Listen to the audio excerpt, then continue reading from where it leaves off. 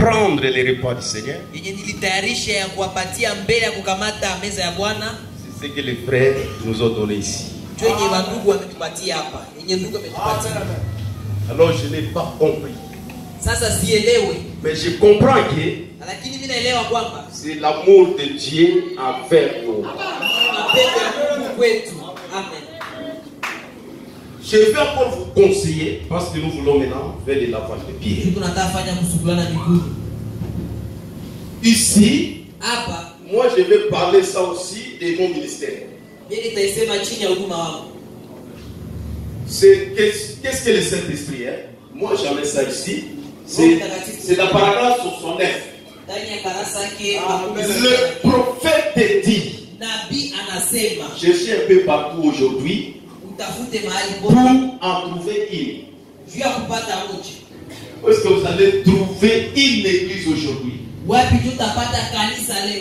qui reste dans les principes de la parole? D'ailleurs, si vous cherchez à aligner les gens dans la parole, s'ils ne sont pas nés de nouveau, ils vont retourner contre toi. Où est-ce que nous allons trouver une église? Quand on prêche la parole, les gens s'arrangent derrière la parole. C'est pourquoi le prophète dit, regardez tout autour et voyez si nous ne sommes pas dans ces jours-là. Toutes les tables, oh, ils vont au souper du Seigneur. Et pour commencer, sur le plan matériel, ils prennent un bout de pain blanc ou de biscuits salés et ils morcellent cela pour le faire la communion, alors que c'est censé être fait par les mains de quelqu'un qui a le Saint-Esprit. C'est pourquoi pour cela, je n'ai pas sélectionné n'importe qui pour toucher cela. Parce que moi je connais tout le monde ici. C'est là qui prépare le Père.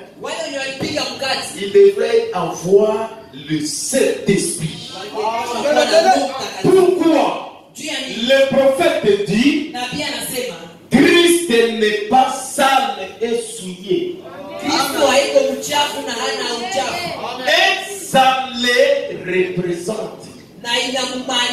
Comme vous voyez ça là-bas, ça représente Jésus-Christ.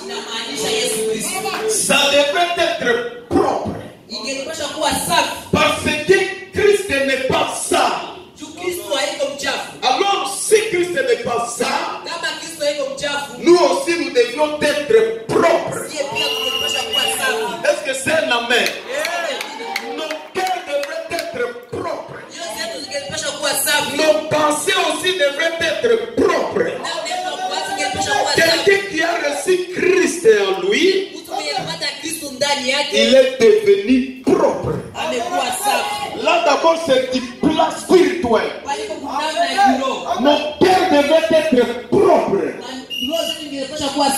Alléluia. Alors un cœur qui n'est pas sale, ce n'est pas un cœur qui est rempli. Ce n'est pas un cœur qui murmure. C'est un cœur qui reçoit chaque portion de la parole avec joie. Christ n'est pas sale, mais il est propre. Quelqu'un qui a reçu Christ dans son cœur, vous n'allez pas lui trouver dans des histoires inutiles. Ce que nous voyons aujourd'hui, toutes les histoires de l'église, le frère ne manque pas, la sœur ne manque pas, voire même en ce qui concerne les serviteurs de Dieu, les frères cherchent toujours à se retrouver dedans. Au moment où il n'est pas même de serviteur, il cherche même à conduire les serviteurs. Parce que dans son cœur, il n'y a pas la propreté. Amen. On peut avoir un petit problème.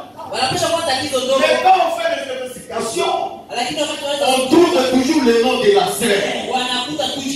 Même le problème des serviteurs de Dieu, la sœur se trouve toujours dedans. Pourquoi? Il y a la saleté dans son cœur.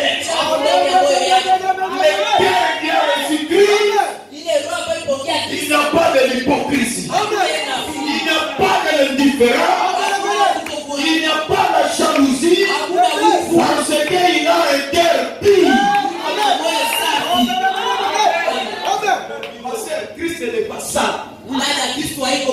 Rentrons aussi dans le naturel. Oh, c'est le style du message. Non, le message c'est la propreté. Je parle ici, Christ n'est pas ça.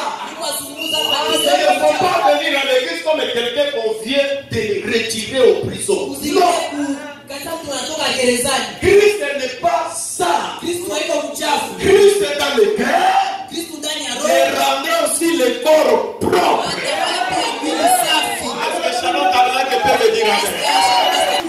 Si tu es ça, ce n'est pas l'esprit de Christ.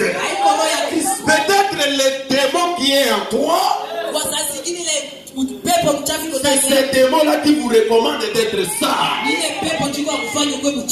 Je vais éclaircir ça très bien. Légion, c'était les démons, le nombre de démons qui étaient dans l'homme. Alors ces démons-là étaient ça. C'est ce qui a amené le fou de Katara à être toujours ça. Alors, quand il s'est rencontré avec l'esprit de Christ, qui n'est pas ça, il était devenu propre. Alléluia. Un enfant de Dieu devait être propre, spirituellement et naturellement.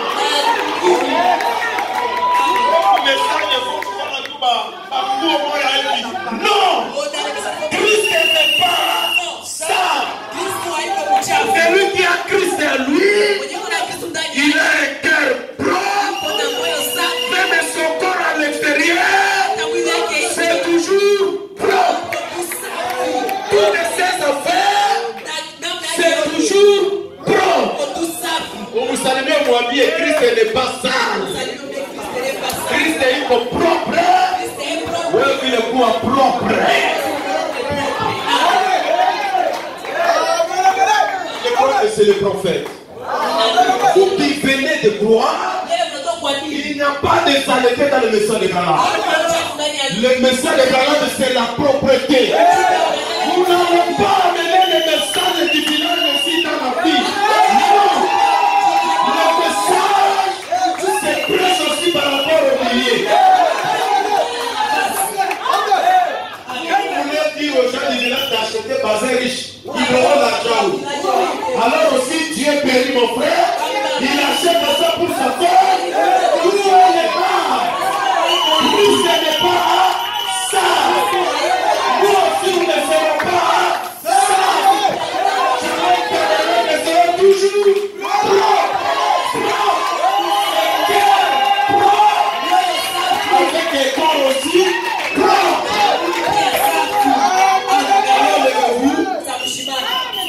Vous voyez quelqu'un qui est sale, ça commence à l'intérieur. Après ça se représente à l'excès. Bien, puis c'est le démon de coutume qui vous rend sale. Parce que la coutume c'est la saleté. Après va prier le Seigneur. Dis, rends mon cœur propre. Rends mon âme propre. Rends mes passés propres. Avant de toucher la table du Seigneur. Rends mon corps propre. Rends mon être propre. Et s'il y a quelque chose qui condamne encore ton cœur, plaire au Seigneur. Du Seigneur, je ne mérite pas. C'est ça même la prière de chacun de nous. Parce que tant qu'il humain, vous devez aussi oublier autre chose. Que chacun dise Seigneur, je ne mérite pas. Mais je vais être ton fils, ta fille. L'amour de Dieu est si merveilleux. L'amour de Dieu est si merveilleux. L'amour de Dieu est si merveilleux.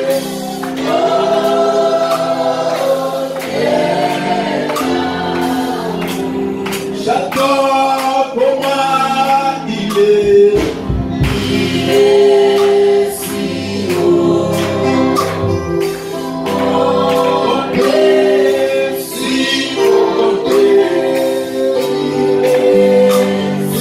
Il est si bas.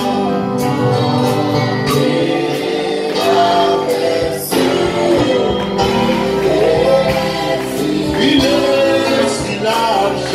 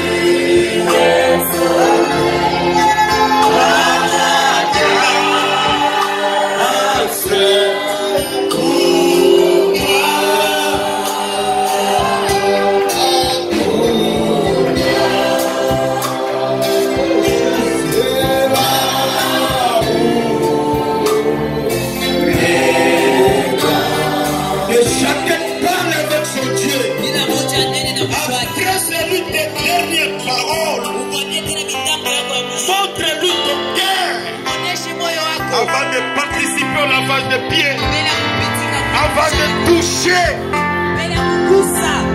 ton père qui représente son corps, avant de toucher les veines représente son sang, du Seigneur, je ne mérite pas, je ne suis pas digne, mais toi qui es digne, tu as pris ma place. C'est pourquoi